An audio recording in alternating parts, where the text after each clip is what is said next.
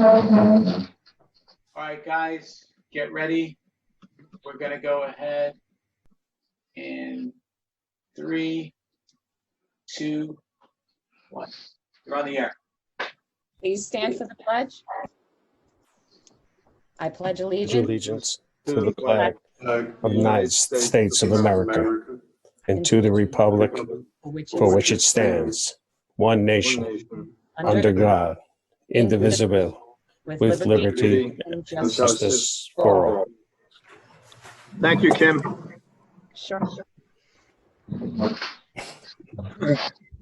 Good evening, everybody. Welcome to our Zoom Planning Board meeting, June 17th, 2020. Dominic, is there anyone in the audience for this public hearing? Currently, there is nobody signed on. Okay.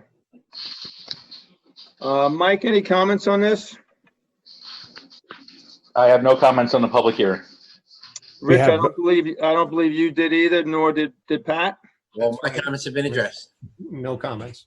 For the record, we're talking about VIP wash and lube, correct? Because we have two public hearings. Yes, we are. And I'll ask once again, Dominic, is anyone there to be heard on the public hearing? There's nobody signed on for the public hearing. Can we have a motion to close the public hearing for VIP wash and lube? Mr. Go ahead, Anthony.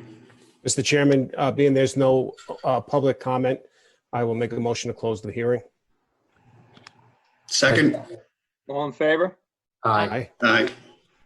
We also need a motion to recommend a full bond return to the town.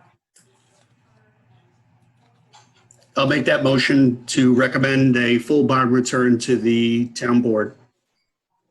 Second, I'll second. all in favor? Aye. Aye. Thank you.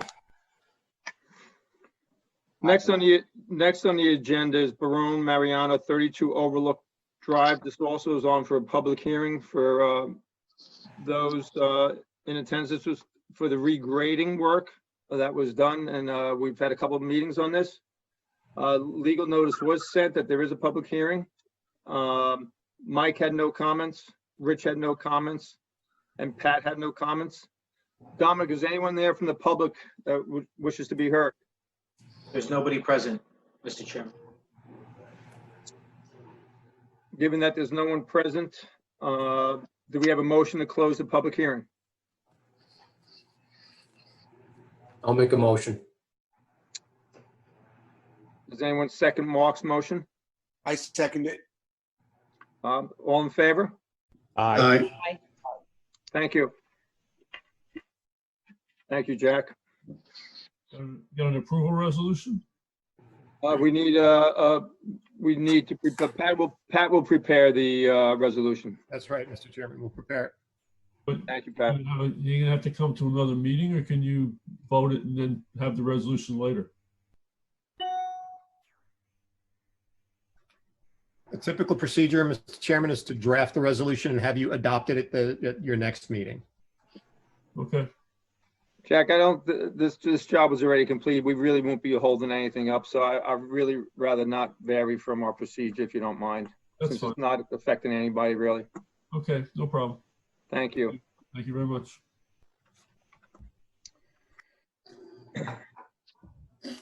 Next on the agenda, we spent some time at the last meeting, is the Carmel Fire Department, 94 Glenita Avenue, and this is for a lot line adjustment. The fire department's on twice tonight, once for a lot line adjustment and once for a site plan. This is for the lot line adjustment. Mike, I believe you had a couple of comments. Yes, same comments as the last time, actually, but there's a concurrent site plan application from Carmel Fire Department, which explains why the lot line adjustments being requested. The final subdivision approval must be granted prior to the signing of the amended site plan, just a formality, make sure that the lot exists as it is before you allow the site plan to go. So it has to be done in that order. A variance is required for MSB Bank property, lot area 40,000 square feet is required. They're only going to have 24,052. Variance is also required for the lot line adjustment law because it is both over 20% and over 20,000 square feet that's being swapped. So they would need a variance for those three things. Okay. Rich, I don't believe you or Pat had any comments, correct? I had no comments on the lot line adjustment. If I don't have that memo in front of me, I have my site plan one because that's what we were given to review for this week's meeting. If you wanted me to review with the board, I can, or we can wait till that's ready to go. Let's wait. Let's just stay with the lot line adjustment. I think Right. that's, So if you I remember, think the site plan's gonna be more complicated. right. So, Mr. Chairman, if you remember, when you heard this at your last meeting, your board suggested that it would be necessary to see the site plan to understand why the lot line adjustment was being done. So the applicant cooperated with that, submitted the site plan, and that's the matter that follows you. So now you've been informed as to why the lot line adjustment is being proposed. So can I ask Michael or Kathleen to kind of explain, I know you changed around the apparatus bays, you can abandon one, I think, and build another. Traffic flow changes a little bit. Can you explain the modifications to the board, please? Absolutely. So we can go through, I'm going to share my screen, if that is okay. Then I'm happy to go through. So we're going through some of the site plan, if that's. Well, I think the site plan will help explain the lot line adjustment. Perfect. So I think we need them both. So I think it'll help us now, if you don't mind, Kathleen. Absolutely. So as previously mentioned, we were here before for a lot line adjustment. I do just want to make note that we do have joining us tonight as part of our team, Michael Hengel, the applicant, the chairman of the board of directors for Carmel Fire Department, is on the meeting tonight. He's joined by other members of the fire department as well. And the project attorney, Michael Logori from Hogan and Rossi, is here to help us answer some of the questions that were brought up previously about the lot line adjustment as it relates to relationships between owners and leasing options between the two parcels. So the lot line adjustment as previously presented is the proposal is to convey 0.6 acres, which is this area right here, from the bank parcel to the Carmel Fire Department, which is on this area. There's an existing building on site. It is this kind of a light beige building that is right here. It was previously a supermarket. It was last updated in 1996. As part of that improvements, it was creating the apparatus bays that are in here. Since the 1990s, there has been some additional requirements for decon. As firefighters come back from their calls, there's an area for there to decon themselves and their equipment. It's new regulations, as well as the new apparatuses today are wider and bigger, and therefore there's some clearance conflicts with the existing apparatus bays as they currently exist in the front of the building. Based on these two items, the applicant and the design team feel that the best and only way to be able to meet the safety and code requirements was to build an addition to the east part of the site. So as we look at the sheet, north is facing up, Route 52 is to the left side of the sheet, Bank Drive is to the south side of the sheet. The new building on the back is to allow for the new locations of the apparatus bays. The space in the front will be converted into meeting space, display space, more office oriented to support both Carmel Fire Department and potentially to move other offices throughout the town into that area, the Board of Commissions for the fire district. From a vehicular standpoint, the way that the site was currently being used was that this is a little harder to see, but the back of the building was mostly for parking and for asphalt. TD Bank had an access easement so that they could go through the property for Carmel Fire Department and exit onto Bank Drive. And then there was access to the property from Bank Drive in two locations. The proposal of the new addition is to allow TD Bank to utilize still the property of Carmel Fire Department. They'll be able to utilize the back and access the Drive Mint that is being proposed on the ambulance corps. And then the two access and exit locations on Bank Drive will remain. So from a fire truck perspective, the way they'll use the site is they will enter from the ambulance corps. There's a proposed driveway and a proposed easement onto the ambulance corps property. This allows them to go into the building and to enter the apparatus bays. When they have a call, they'll exit off of Vink Drive and then go to the call from that place. The bank has an exit onto Route 52 also though, right? Correct. There's two curb cuts. That's what, okay. I saw the one, I wasn't sure about the top, but that was a curb cut. Okay, good. Absolutely. The parking that was in the rear to the east side of Carmel Fire Department will be relocated both to the north, as well as there'll be additional spaces that will be provided in the center. So from a vehicular perspective, we are maintaining the access for the bank parcel. We are adding some additional access to the fire corps, to the ambulance corps property, both of which have started to become vetted, and there are conversations with both of these entities. We are presenting to you a plan that has been preliminary looked at and approved by both TD Bank and the ambulance corps. From a stormwater and a sewer perspective, we are conveying the stormwater through a series of catch basins and drainlets on site. This will be conveyed into an existing system that already exists to the northeast. Sewer will utilize, there's a town sewer easement on the east side of the property with the sewer line running through it. We'll continue to connect into both of those locations as previously done in a similar manner. That is the basic of the technical portion of the property. The only other items of note is that there is a cell tower to the east side of the property. Again, we'll continue to provide access and easement, and any utilities that need to be coordinated with all of these entities will either be part of the easement that we previously talked about at the last meeting, which is a utility easement on this 0.6 acres, as well as just coordination with the cell tower group. Okay, thank you, Kathleen. Let me ask the board if they have any questions. Greg, I have a question. Sure, Kim. Kathleen, can you just go over the traffic flow from the bank in and out? It's a good question, Kim. I was thinking the same thing. It's doesn't seem ideal, but I'm a little confused, and I just want to make sure that there's no conflicts with the fire trucks going in and out and pedestrian vehicles going in and out of the bank. So at the current moment, let's go to. I guess the question is, does the bank currently use the easement as an entrance or exit?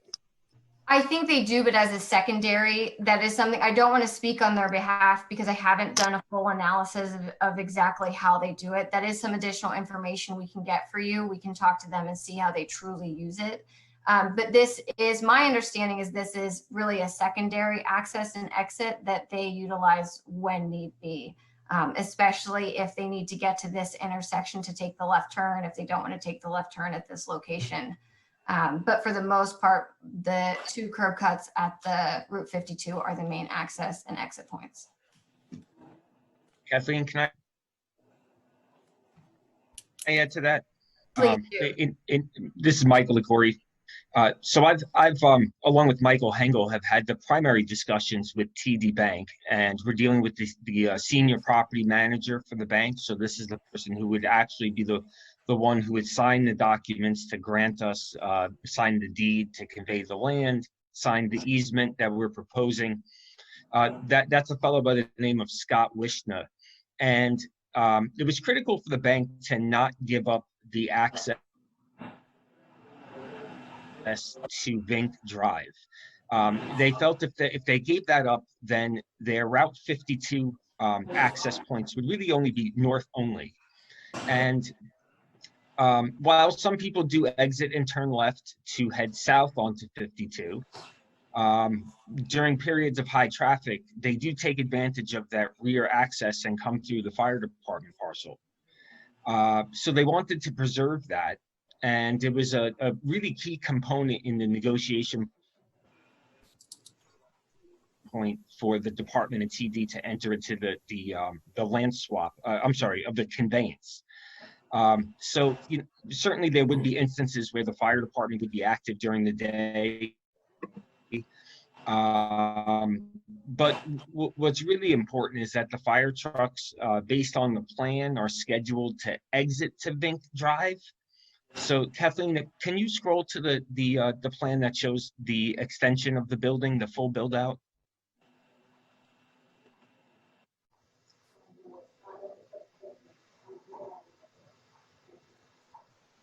Can I ask everybody to mute their phones when they're not So speaking? the ambulance corps side. Mike, I'm That's- going to ask you to repeat that. I think you broke off just for a moment.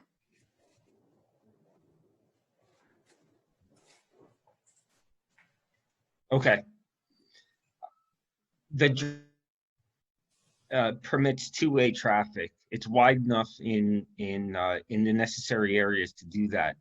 But one of the things that are important to consider is that the fire trucks would essentially be returning from calls and using the ambulance parcel to come across.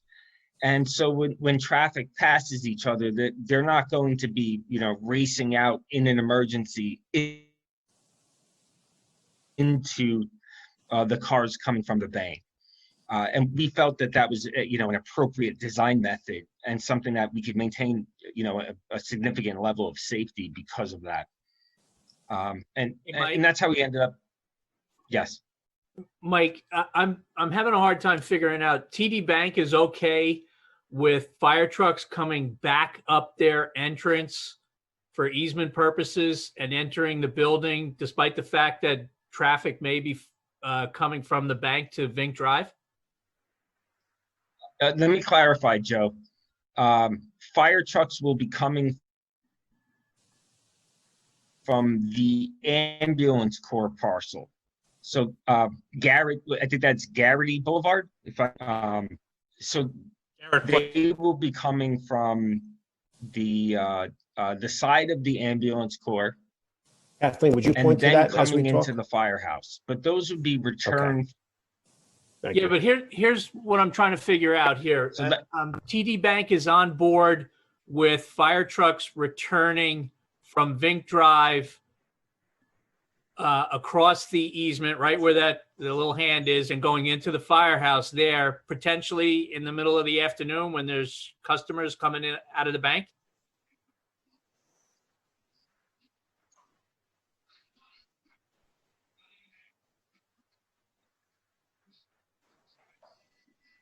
Yes.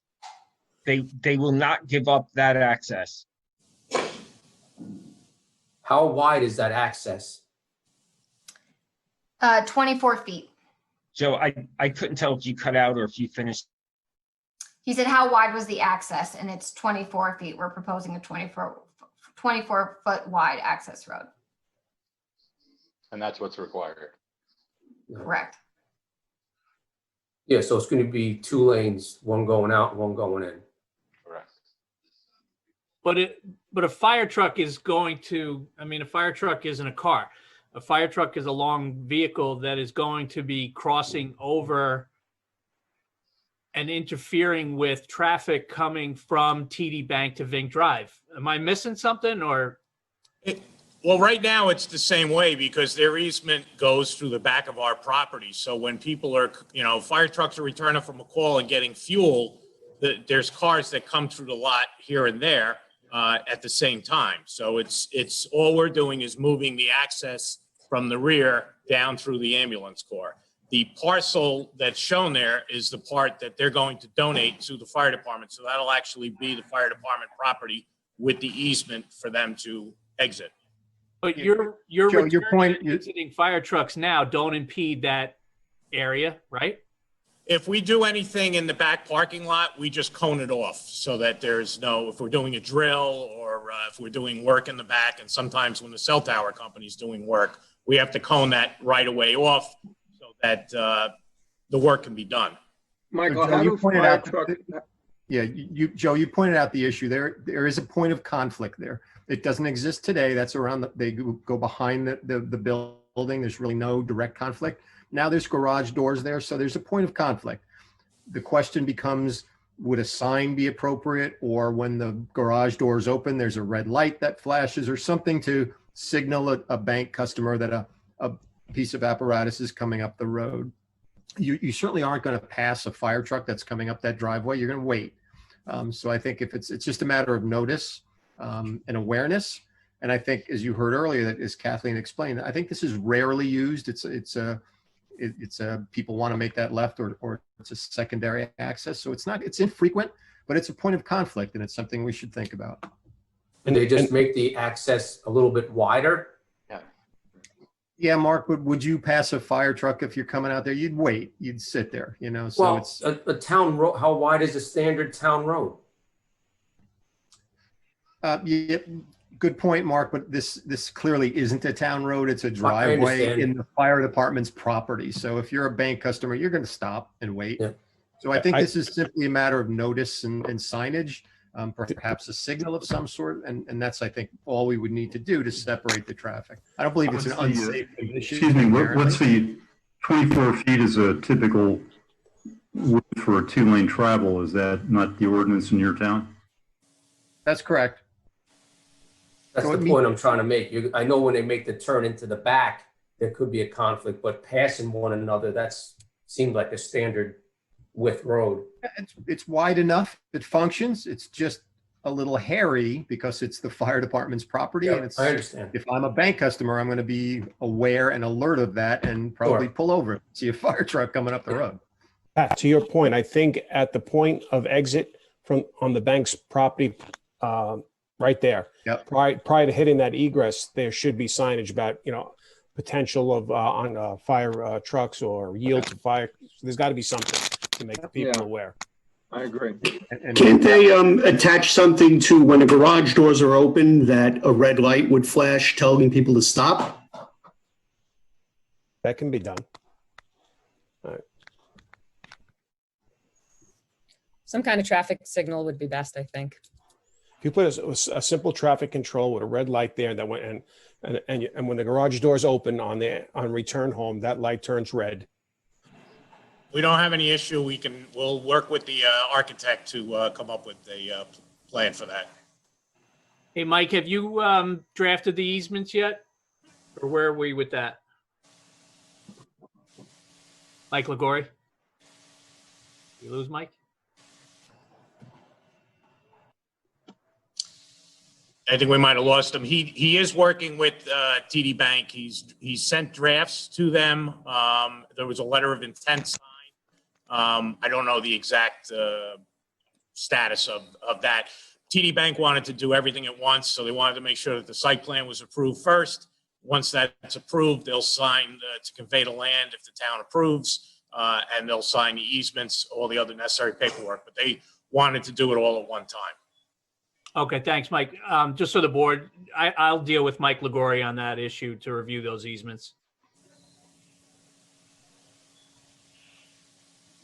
And just a minor point with respect to that, typically, we would require easements to be in place prior to us executing the approval resolution. So maybe an issue of timing that we can talk to the bank about and sort that out.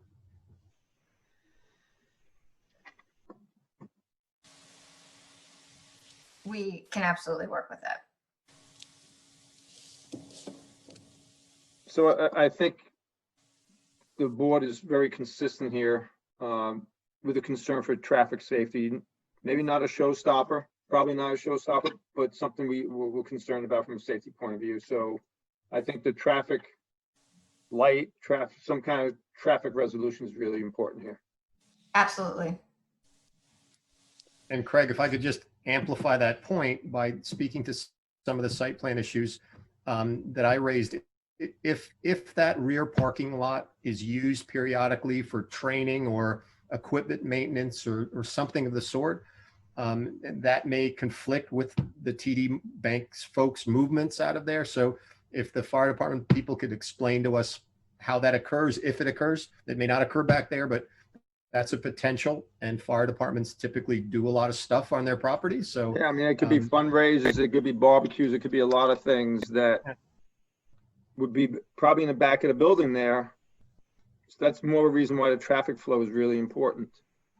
Well, there won't be any other, right now, we use our rear parking lot for different training events, but that's where the new addition is proposed to go. So those parts of training will probably move to the front parking lot, to do it up there. To the west in front of the old building? That's correct, and it should not interfere with anything that the bank will need to do. I also just want to note, the fire department originally owned the parcel where the bank is on back in the 70s. We subdivided it and sold it to, at the time, it was First Nationwide Savings, because the fire department needed money to do renovations to the building when they first purchased it from the Grand Union. So we originally owned that piece of property, and we do presently have an easement with the bank to utilize the grassy area in the back anytime the bank is closed. That was part of the agreement for them to get the original right-of-way, was for us to utilize the rear end of the parcel. So the part they're going to donate to us is something that we've been using for years, for a bullpen after a parade or other items. And Mike, like you said, if there was ever a need to use that northern portion, you would just utilize the same procedures you do now, which you could cone off the area to make sure that there is, ample room to. Yes. And we usually let the bank know ahead of time if we're going to be doing something where it's going to be closed during regular business hours. We have a good relationship with them. We just let them know. So Kathleen, what about if you come back at the next planning board meeting with some ideas for traffic flow and traffic safety? Sure, absolutely. Any other comments? What will the original structure to the west be used for once the addition's put on? It'll be converted into meeting space. Actually, it'll be converted to meeting space, display space, and office space. Okay. We don't presently have a training room, so we're going to do a training room there. The Board of Fire Commissioners, which have the building down the street from the church, expressed interest in having an office here inside the firehouse. So we're going to make space available to the fire district also.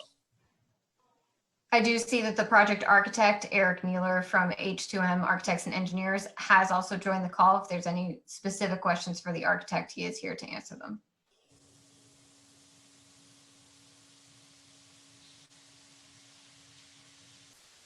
Are there any renditions yet or any elevations? We are working on those and we'll have them for the next submission. Okay. Kathleen, I got knocked off the Zoom call for a few minutes there. I'm not sure if any further legal discussions came up, but I'm back on and can answer them if any. Mike, we already voted to approve it. It's done. Okay, thank you. They were asking for the status of the easements with TD Bank, Mike. I don't know if you have more information that you can provide them on the status. Yeah, we've, to the maximum extent that we can, the documents have been fully negotiated, both with Carmel Volunteer Ambulance Corps and TD Bank. So we're at a point where as soon as we know what the final plan is going to look like, we can finalize those documents, and after the approval, immediately go to conveyancing and recording the deed for the conveyance and recording the easement.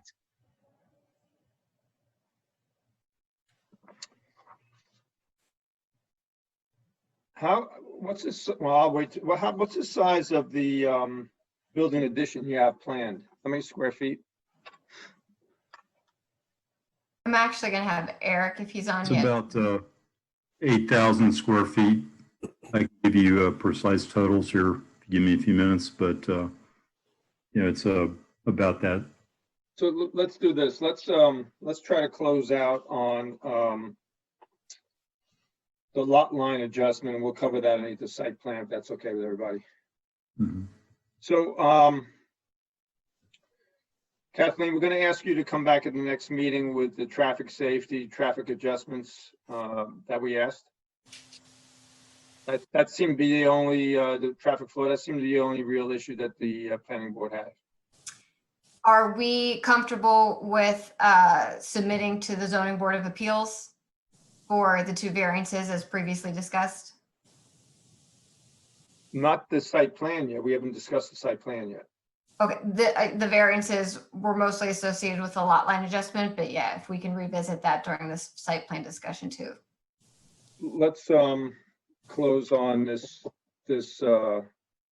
lot line adjustment.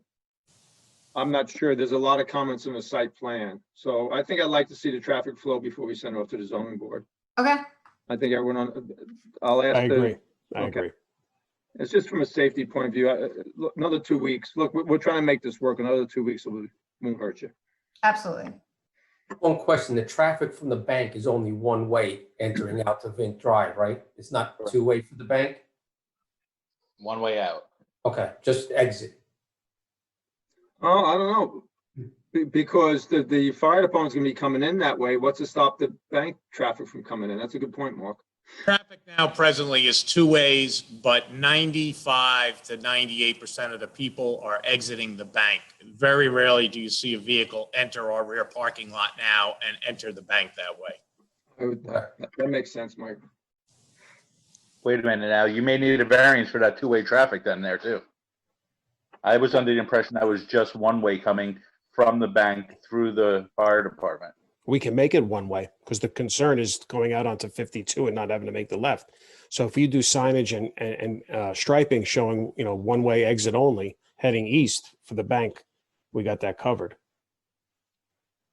Well, that has to be one way exit only from the back. For the Correct. bank. That's correct. That was my understanding that was the case. That's why I didn't say that has to be 24 feet on the, right behind the existing building. But Mike, if it's one way out from the bank and then a fire truck pulls in that road, it's not going to be expected from that driver leaving the one way, counting their money as they're rolling forward at 5 miles an hour. No, one way just behind the existing fire department, Correct. not the new fire building. So there's no entry into the bank. Yeah, I got property. you. And what, just one way out of the bank? No, I wouldn't. I mean, unless you guys are okay with referring them, but I would have to say that they have to go for another variance for the two-way traffic there, because it's definitely not 24 feet. It's, I think 20. Or it doesn't look it to me anyway. I think it's 20 Yeah. feet. The question would be, would you be okay with just this portion being 20 feet? Because we obviously don't have the availability to make improvements on a parcel that's not ours.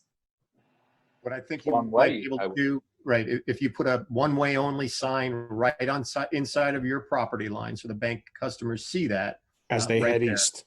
Right, so that's clear, it's one way to that point, and then it becomes the two-way through the rear. We can discuss that with the bank parcel. Not to speak to dead horse, but now that, wouldn't you want to have the fire truck access to get to the bank in case of a fire? That would be the quickest and shortest distance between 2 points. Why wouldn't we make that a real access for the fire trucks? But then they'll have to back out of the building and go up. It's just, they're facing Vink Drive. Well, they're right, they're going the other way, right. Correct. So they're facing, so they'll always exit this way. So even if they were, they would most likely come out and come around. Thanks, Mark. And Kathleen, thank you. Again, everything revolves around traffic flow here, right? So Kathleen, we're not going to send it off to the zoning board yet. Work on the traffic flow. Hopefully you're ready for our next meeting. And we'll try to work through these things then. Absolutely. Okay. Next on the agenda is Carmel Fire Department, 94 Glenada Avenue for the site plan. Mike, I believe you had some comments on this? I did. Same comment as before, make sure the subdivision goes through before the site plan and the final approval stage. Provide elevations. I spoke to the engineer. The elevations are in the works and will be submitted as soon as possible. On the zoning schedule, they wrote less than 35 for the height of the building. As long as that conforms, I have no issue. Will the building interfere with the cell tower in any way? There are several easements that need to be addressed by legal. The track enclosure appears to be in a difficult spot unless the driver is coming through TD Bank. Provide on-site circulation plan for the rear portion of the lot behind the TD Bank. And does the fuel pump need to be in front of the building? Or what will it look like actually too? Because if it's gonna look nice and normal, we don't object to it usually, but that's something we usually try to push to the side or the back of the building. And that was it. Thank you. Rich, you have a few comments also. Yeah, so a lot of comments were touched upon already. On the grand scheme of things, the area of disturbance, you're going to need a stormwater pollution prevention plan for this. That's erosion and sediment control only. You know, you'll have referrals, Department of Health in case you're connecting into anything, fire department so they can check their own building. Highway superintendent was concerned about the drainage in that area. There was a lot of work done there. So you really should be meeting with the highway super to talk about what's going on Vink Drive, Garrett Drive, that whole area. One of my comments was, again, I don't know if there was a previously approved site plan. This was so long ago, but did the DOT have anything to say about this? And they want to be aware of these type of projects going on in case they have any comments. So you may just want to reach out to them. I don't think you need anything from the DEP. I don't know why I had that in there. That's a holdover. Traffic, vehicle movements, we've kind of talked about that a whole bunch, but that's really something you need sight distances, you need to have turning radii, you need to have vehicle movements. The slopes of the roadways that you have there should be defined based on AASHTO guidelines. A light spill plan should be provided. Existing and proposed easements must be provided. That was talked about earlier. That if there's a need, a stormwater maintenance agreement, and any public improvements would need a bond. I have some more detailed comments. I don't know. There's a landscaping layout and landscape sheet, but no landscaping details are provided.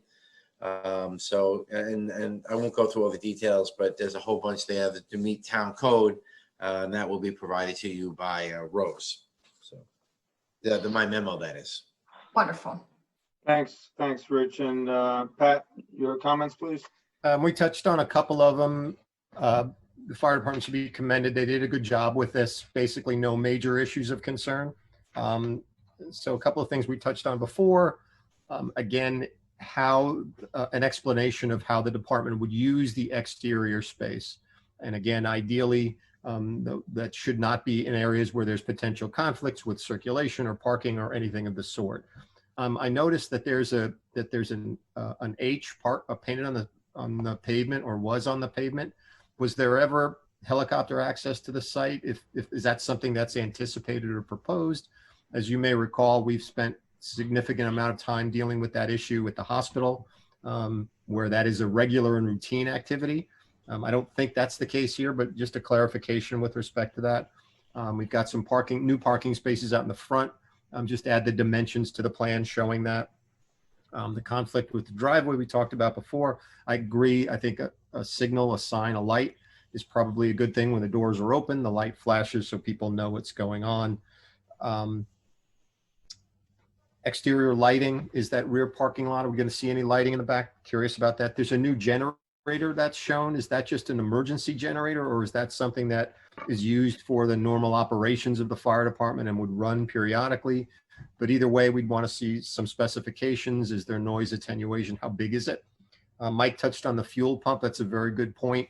Ordinarily, that's a back of the house kind of facility, and it's sort of in the front of the facility. So if it's a nice, tidy pump, not a big deal. But if it's something that's a sort of a maintenance operation that's out front, we should be aware of that. Similarly, any change to fuel tanks? Do we have DEC certification of what's going on with respect to the fuel storage? And any new chimes, alarms, bells, sirens as a result of the modification, is that going to change? We should just be aware of what's going on the site. Otherwise, they're doing a good job, Mr. Chairman. Thank you, Pat. One thing to note also, Kathleen, is this board plays the role of the architectural review. And for the 8,000 square foot building, we will have to see renderings and be very involved in that. Absolutely. So there are, as Pat mentioned, there's a lot of comments. I don't see a lot of them as being critical, but there's literally 4 pages of comments.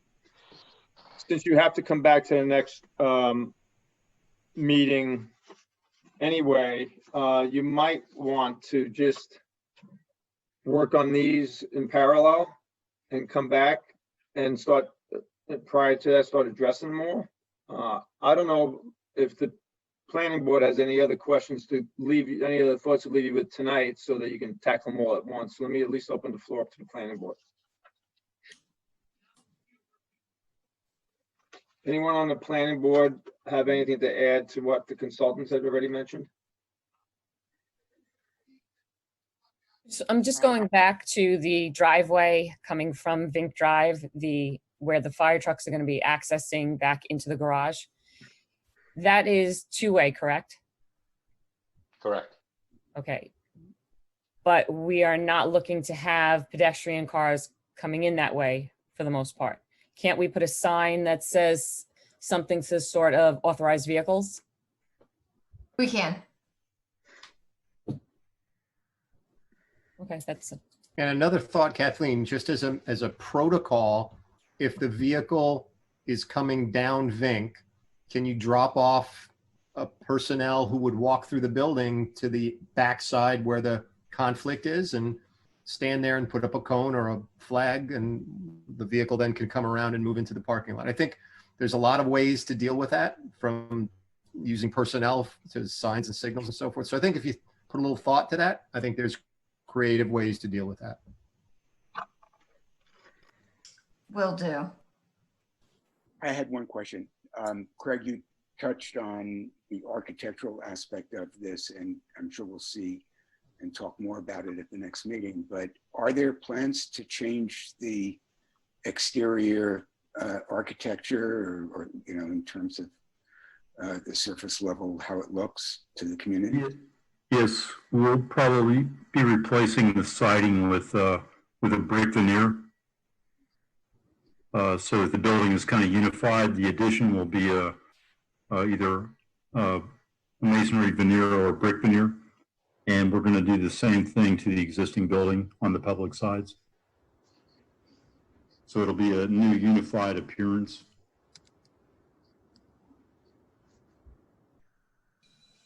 Thank you.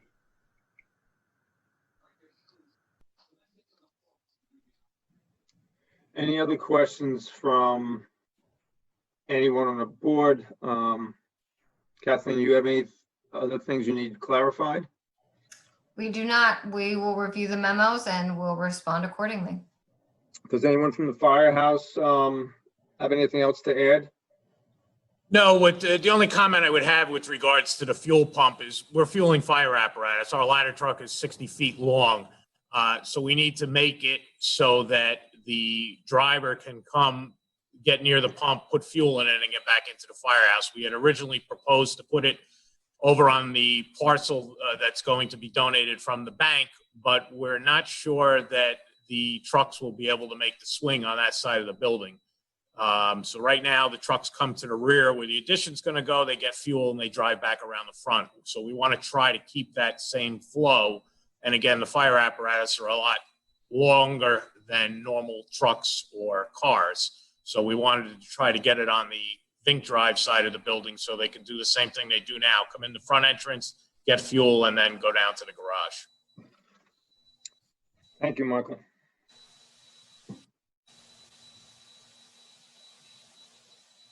All right. I think this was a good discussion. Rose will have all these bullets and all the things you need to follow up on, Kathleen. So maybe you can get that from her and then proceed. Absolutely. Thank you so much for your time.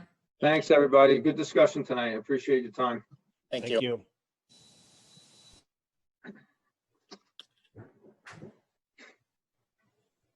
Next on the agenda is Charles and Stephanie Melchner, 417 Seminary Hill Road, special site plan, proposals for a barn. Mike, you had some comments? Yep, the applicant proposes to add a private stable for 2 horses at their existing residence. There are a bunch of variances that are required. Lot area, 4.5 acres are required. 2.578 are proposed. 2.422 acres variance required. Manure storage, 200 feet required. 65 feet and 40 feet are proposed. 135 feet and 160 foot variances are required. Buildings housing animals have to be 150 feet from the property line. The barn is 80 feet from the side and 112 from the front. 70 and 38 required. The paddock is 0 feet to the east, 80 feet to the north, 95 feet to the south, and 88 feet to the west. Variances required for all of them. Lot depth line isn't clear. I spoke to Joel about it. It may have been a fold in the paper when they copied it, but it did comply. Locate all wetlands within 100 feet of the property. Once delineated, the project may require a wetland permit and provide the location of the existing tree buffer. Additional buffer may be needed as this is a residential zone. Thanks, Mike. Rich? Thank you. The applicant proposes to construct a paddock area and a barn to house 2 horses on a 2.5 acre site. The project will continue to use existing infrastructure, that is septic and water. I have referrals to the Mahopac Fire Department, but it may be Carmel in that area. Permits would be, you'd need a stormwater permit, but additional information is needed for the area of disturbance on this particular project. So that was never really provided. Some more detailed comments. Construction sequence should be provided on the drawing. A survey of the property should be provided. It should provide a legend which contains significant features on the drawing. The site plan is very confusing. It should be updated to provide an existing and then proposed site plan. Per section 156.25, the lot size should minimally be 4 acres. A variance is required. Additional details regarding how manure will be handled on site must be provided as identified in section 156.17. It must show the location of erosion and sediment control measures being used during construction. That's all I have. Thanks, Rich. Pat? So we haven't seen one of these applications in a while, but we had a number of them a while ago. So we sort of were aware of the issues associated with these. Mike pointed out, this is what's classified as a private stable use, which is a conditional use in our code. That's a number of those criteria that Mike referenced are non-compliant, come from that provision. The private stable provision also requires compliance with the farm conditional use standards as well. So that's what Mike was referencing. There are some non-compliance issues. The primary issue with respect to this is the paddocks, which, as Mike indicated, are right up on I guess it's the northern property line. There's really no setback. And I guess we've gotten some correspondence from, I think, that neighbor saying they have no objection. But ordinarily, we would, whether there's a friendly relationship between property owners or not, some sort of a buffer or screen between whatever the feature is. Certainly, if it's an actively used area, that may be a problem for the next owner. So it's something to think about. Mike mentioned the wooded buffer in the back of the property. There would be some tree removal required for this. So Joel, if you could clarify that. And there is no landscaping proposed. So again, is that something that's warranted or necessary? The board should think about that. And one other issue that has come across, dealt with in the past with these, is the surface of the paddock, which is generally just becomes a dirt area after a period of time. And permanent erosion and sedimentation measures need to be thought about if it's necessary to protect neighboring properties during periods of inclement weather and so forth. Sometimes that's necessary. So it's, again, something that needs clarification. And one final point, if there's an intention to light the paddocks at all, that should be shown on the plans. That's all I have, Mr. Chairman. Any comments from the planning board? Any questions from the planning board?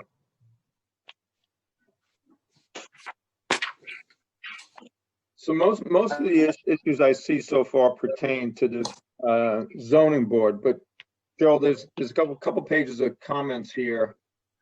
Yeah, Mr. Chairman, if I could just address a couple of them, please. Well, just going in the same order that you heard the comment. As far as Mike's comments are concerned, obviously he's listed all the variances and we have no problem with that because, as you said, we've got to go to the zoning board for that. As far as the comment with regard to wetlands, we did walk the property. There were no wetlands on the property. The closest wetland to the property is on the other side of Drewville Road, which is approximately about 140 to 150 feet away from the paddock. So there's no problem there with the wetlands. So that takes care of, and everything else Mike said, obviously we have to address with the zoning board of appeals. With regard to Pat Cleary's memo, obviously it's very similar, and the variances that he mentioned are similar to what Michael had said. Also, with regard to the property between our property and the next door neighbor, the one that wrote the letter, I have some pictures. I don't know if anyone's been out to the site, but that whole borderline along that whole area, as mentioned on my site plan, that is very heavily treed. It's basically from this property, you can barely see the house next door. But we're also willing, in there a couple of empty spots there where we'll put some evergreens just to fill it in there. But as far as the screening is concerned, I think we've addressed that. Mike is right. Obviously, we're almost up against the property line with the paddock. But again, the neighbor has no problem with that. And someone mentioned about the fact if they want to sell the house. Well, if they want to sell the house, obviously, those are the conditions that they're going to be selling it. And the neighbor that's presently there has no problem with it. The other question was with tree removal. We're not removing any trees. We're not doing any excavation. We're not doing any regrading. There's absolutely no site work on this property at all. The only thing that's going to be done is in the area where the barn is, that the grass will be removed. And we're going to get the specs from Mike Carnazza for the how the barn is supposed to be set down, but it's basically set in a bed of gravel. So there's no excavation. It's basically just removing the grass, putting in the base of stones, and then popping the building down. Oops. Again, no site work, period, no site work. The only area that's gonna be disturbed is the 10 by 46, which is about 460 square feet where the barn is gonna go. There's absolutely no other site work at all. With regard to Rich Franzetti's, he says, I have no idea why we need permits from the New York State DEC. Again, we're under the acre, we're under 5,000 square feet. The whole area that's gonna be touched, again, not be excavated, it's just gonna be plopped down, is 460 square feet. So I don't understand that at all. As far as he talks about a performance bond, there are absolutely, he's looked at this property, I discussed it with him, there are no public improvements, so there's no bond required. So a lot of this stuff here, while it looks voluminous, is very easily taken care of, because the answer is no on most of these things. The construction sequence, that's no problem. The survey, we have no problem, we'll provide that, that's no problem. Then he also mentions the variance, which is no problem. As far as the erosion and sediment control, again, we're not touching anything. The only thing that's gonna be done on this property is we're gonna put fencing around the paddock, and we're plopping down a building which is prefabricated, so it's not gonna be built on site. So it's gonna come and be plopped down on the particular site that we show it on. So I think that I would agree there are some things that have to be done here, but not to the volume that the comments are made, because a lot of these comments just don't pertain to this particular project. For the planning board's benefit, I'm not sure you saw it, an email came in later on this afternoon. The neighboring property wrote a letter in support. You should all have an email copy of it. Yeah, just so I have the letter here, it just says that this is Mark Fredrickson, that he owns the property at 409 Seminary Hill Road. I'm writing this letter because we're aware of Charlie and Stephanie Melcher's desire to put a barn with horses. Charlie and Stephanie have been our neighbors for almost 12 years, and we do not object to this happening. So we have, again, the most, and the other answer, the other property is the Melchers own a little triangular piece of property on the other side, and they're basically, this is the only house adjacent to the property. There's a house across the street which has horses already. So there's only two houses involved. One already has horses, and the other one has no objection. Again, it's agreed that we have a mountain to climb to get to the zoning board, because some of these variances are, substantial. But that's our problem, and if when we get referred to the zoning board, we'll address them and their concerns. Mr. Chairman, I just want to touch back. Joel, you need to provide a lot of that information on your drawings. I said, what I said, whatever. No. Can I finish? Whatever pertains to this project will be shown. Okay? Thank you. So, you're saying that you don't know if you need a stormwater pollution prevention plan. You do need to have erosion sediment control shown on the drawing. You are making disturbances for the fencing. How are you getting that? How are you accessing the area where you're putting the barn? Is there a road being put in? You know, all that, you know, so if we go there and there's a road put in and you don't show a road, then what's our recourse on this? So you provide all the details. Richard, if you look at the site plan, we show the access. Chairman, All right. Look, let's not interrupt each other. I'm sorry, I apologize. Rich has the floor. Joe, you spoke for quite a bit. Let Rich finish what he was saying. Joel, you just need to show the information on there. I don't know how you're accessing down to that area, how it's going to get there. It's got, if it's prefab, it's got to get down there. You're not just driving it over grass. Something's going to be put down for it. So that has to be shown. That has to be part of your construction sequence. Your disturbance when you put the fence in needs to be included also. No problem. I have a question. The manure receptacle, can you spend a moment and just talk about on a practical level how that thing works? And, you know, well, I mean, I got an idea how it works. Would people, how I'm it sorry, goes up and gets removed. Would people please mute your phone? I'm sorry, Bob, to interrupt you, but there's a lot of feedback I couldn't hear. Can you repeat the question, please, Bob? Yeah, I just wanted to ask how that manure receptacle is going to work. Is it closed? How often is it, how long does it take to fill up? How long does it take to get removed? What's the practical usage of it? Yeah, that's a very good question. And I discussed this with the Melchners at length. And basically it is a closed container. It's a metal container, obviously has a cover on it. There is a company that provides that container. And then I guess after a while, figuring out how long it takes to fill up, then they'll remove the container completely and put a new container back, empty container back in the same place. So it will be completely closed. The manure will obviously picked up on a regular basis by the Melchners and put into this container. But it's a reputable company that does this. That's their business, and they will maintain to make sure that there's no overflow, and they will be watching it on a regular basis. And you know, once the time period for leaving a new container and taking out the old container, I'm sure that will be done on a regular basis. It could be as short as a week. It could be as long as 2 or 3 weeks. In the past, this has been a controversial issue, Bob, as you're alluding to. And for the other stables that we've seen, conditions of approval required an established time frame for the removal of the manure. It's okay. That's no problem. Challenging thing. We So can provide you that. have to help us figure that out, Joel. Okay. I don't know if they're big horses or little horses or how much manure gets produced, but that can be calculated and we can set up a schedule. It would be a condition of approval and you'd have to keep up to it. Absolutely. I believe that would be a condition of granting of the variance also. Correct. Yes, that's right. Yes, that's right, because we need variances for that. Absolutely correct. Yeah. And the related question I had, I realize there's a horse barn directly across the street, but is there an odor issue that needs to be worried about with these manure containers when they're closed? Or to the best of my knowledge, no. But again, that's a good question, and we will have an answer for that. Again, I can contact the company, and I'm sure they can give us the whole situation as far as time frame, how often they come, how contained it is to prevent odors.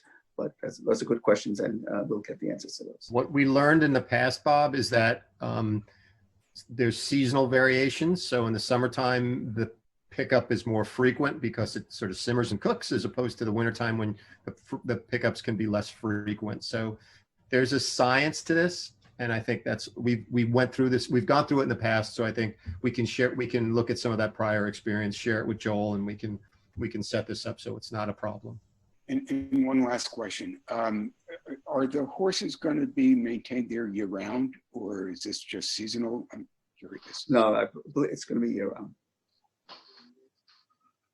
And just to answer another question that was brought up by one of the consultants, there is no plan to bring power or any kind of plumbing. This barn is made just for the horses, and there'll be a tack room next to it, and it'll be totally self-contained.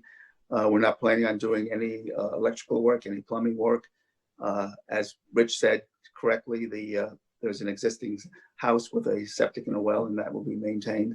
But that's it. It's just fairly simple, but we will address the appropriate questions that have been raised.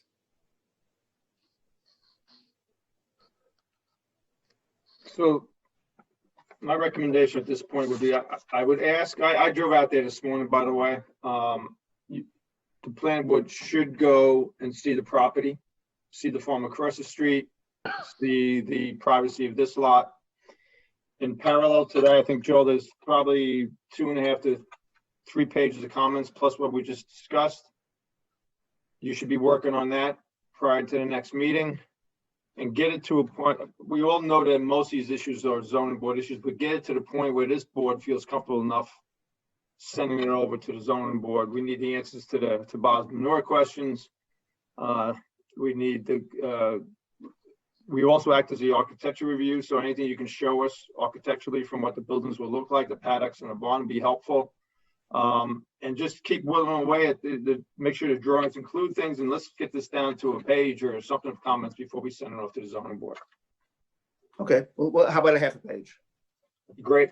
You might probably got to sit with Rich and Mike and talk to Pat, but that'd be good. No problem. Thank you so much for your time.